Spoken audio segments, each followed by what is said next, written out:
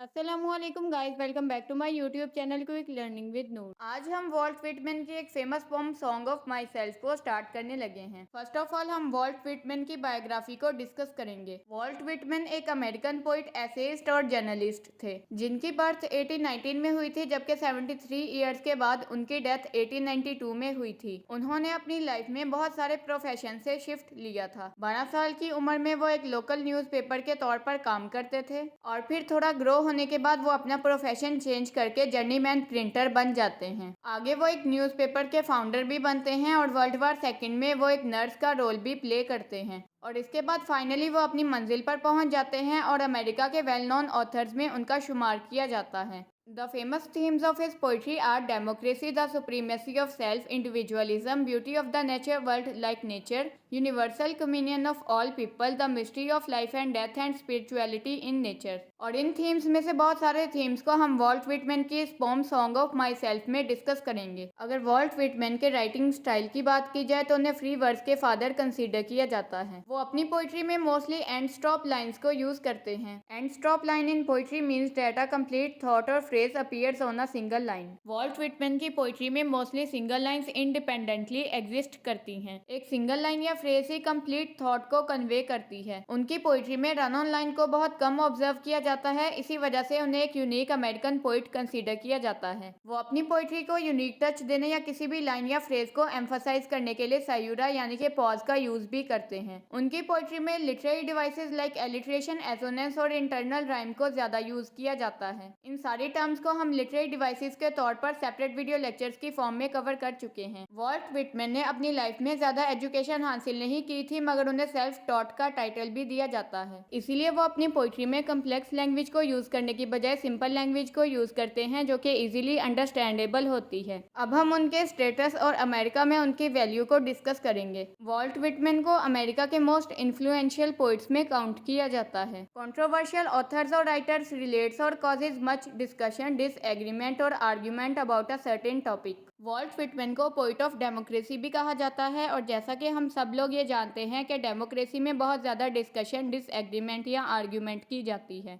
Vault Whitman ने अपनी एक famous poem beat beat drums को अमेरिकन सिविल वॉर के दरमियान लिखा था। Beat beat drums is a symbol of war and it is a patriotic call for the union of American people. इस poem में अमेरिकन पीपल को war के purpose से इकट्ठा होने के लिए बुलाया जाता है। अमेरिकन सिविल वॉर 12 अप्रैल 1861 को अमेरिका में स्टार्ट हुई थी, जो कि 9 अप्रैल 1865 में खत्म हुई थी। सिविल वॉर ऐसी वॉर को कहते हैं जिसमें एक ही स्टेट या कंट्री से बिलोंग करने वाले डिफरेंट ग्रुप्स आपस में लड़ते हैं। अब ज्यादा टाइम न वेस्ट करते हुए हम अपनी poem song of my self के की फैक्ट्स को डिस्कस करेंगे। सॉन्ग ऑफ माई सेल्फ को इंडिविजुअलिटी और ओरिजिनलिटी के लिए ओड भी कंसीडर किया जाता है। ओड एक कम्प्लेक्स लिरिकल पोम को कहते हैं जिसे लिटरेचर के डिफरेंट पोइट्स अपनी पोइट्री में यूज करते हैं। सॉन्ग ऑफ माई सेल्फ में वॉल्ट व्हिटमैन इंडिविजुअल यानी कि सिंगल पर्सन पर फोकस करते हैं और वह सिंगल पर्सन खुद वॉल्ट व्हिटमैन है। इस पोम के टोटल 52 सेक्शंस हैं और इससे आप लोग ये खुद भी अंदाजा लगा सकते हैं कि ये पोम कितनी ज्यादा लेंथी है। इस पोम के सेक्शन के नंबर्स एक ईयर में प्रेजेंट वीक्स को भी सिंबलाइज करते हैं। जिस तरह एक ही ईयर में 52 वीक्स प्रेजेंट होते हैं, सिमिलरली 52 सेक्शंस को एक ही पोम में कवर किया गया है। ये पोम 1300 लाइन्स पर कंसिस्टेड है, जिसे राउंड अबाउट 70 पेजेस पर कवर किया जाता है।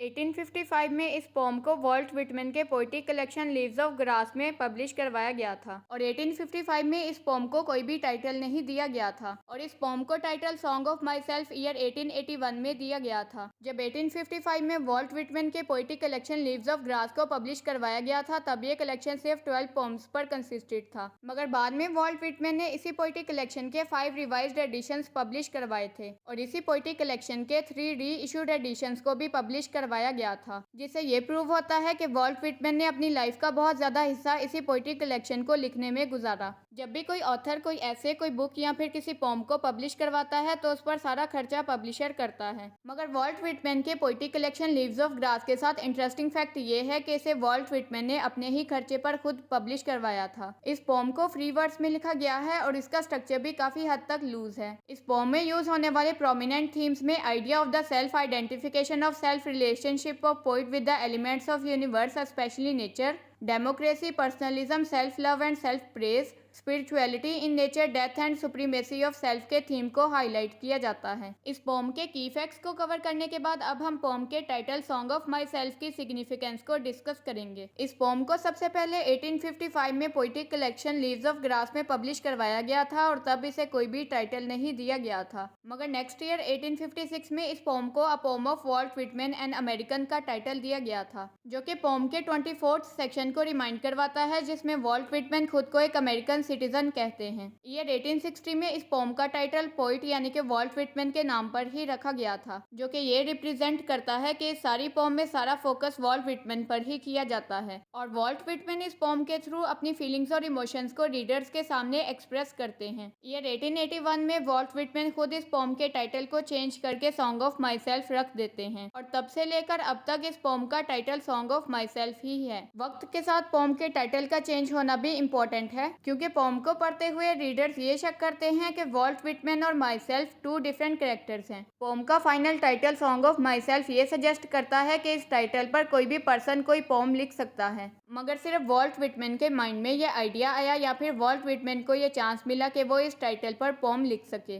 पोम के टाइटल का बार बार चेंज होना ये भी सिग्निफाई करता है कि टाइम गुजरने के साथ साथ पोम का मीनिंग और ज़्यादा डीपर होता जाता है और जैसे जैसे हम इस पोम को पढ़ते हैं तो इस पोम का मीनिंग भी ग्रो करता है। इस पोम के टाइटल में यूज होने वाला word song two different meanings convey करता है। Song can be both a piece of music and an old fashion word for poem. Song को प्रेजेंट टाइम में एक पीस ऑफ म्यूजिक कहा जाता है, मगर अगर ओल्ड टाइम्स के ओल्ड फैशंस की बात की जाए तो पोम के लिए सॉन्ग का वर्ड यूज किया जाता था। सॉन्ग्स का लिटरल मीनिंग परफॉर्मेंस होता है और वॉल्ट व्हिटमैन इस पोम में बहुत अच्छी परफॉर्मेंस देते हैं। अब हम ये डिस्कस करेंगे कि वॉल्ट व्हिटमैन ने इसके लिए लीव्स ऑफ ग्रास का टाइटल ही क्यों चूज किया। लीव्स ऑफ ग्रास ही इस पोम के लिए एक एप्रोप्रिएट यानी कि मुनासिब टाइटल हो सकता है, क्योंकि इस पोम में ग्रास को सेंट्रल इमेज के तौर पर यूज किया गया है। वॉल्ट व्हिटमैन का ये ख्याल है कि ग्रास होप का एक सिंबल है, क्योंकि जब भी पुरानी घास खराब हो जाती है तो उसे वहां से हटा दिया जाता है और उसकी जगह पर नई घास आ जाती है। सिमिलरली अगर किसी भी इंसान की जिंदगी में कोई भी परेशानी या तकलीफ आती है तो वो एक ना एक दिन खत्म हो जाती है और उसके बाद इंसान खुशी से अपनी जिंदगी गुजारने के काबिल हो जाता है। इसके अलावा ग्रास को उन मरे हुए लोगों के लिए सिंबल के तौर पर यूज किया जाता है जिनके मरने के बाद उन्हें इसी मिट्टी के नीचे दबा दिया जाता है और वो मुर्दा लोग जिंदा इंसानों के साथ बात करने की कोशिश करते हैं। लीव्स ऑफ ग्रास को एक फेमस पन भी कंसीडर किया जाता है। पन एक ऐसी टेक्निक है जिसमें सेम वर्ड के टू डिफरेंट मीनिंग्स होते हैं, मगर वो वर्ड दोनों ही मीनिंग्स के साथ बिल्कुल एप्रोप्रिएट नजर आता है। Walt Whitman beauty of nature और लाइफ को डिस्कस करने के साथ साथ डेथ के थीम को भी डिस्कस करते हैं, जिसकी वजह से ये अंडरस्टैंड करना काफी ज्यादा डिफिकल्ट हो जाता है कि ग्रास को किस सेंस में यूज किया गया है। दरख्तों पर लटकने वाली सबज चीज को भी लीफ कहा जाता है और इसके अलावा किताब के सफे की एक साइड को भी लीफ कहा जाता है। वॉल्ट व्हिटमैन इस पोम में रीडर्स को बहुत ज्यादा कंफ्यूज करता है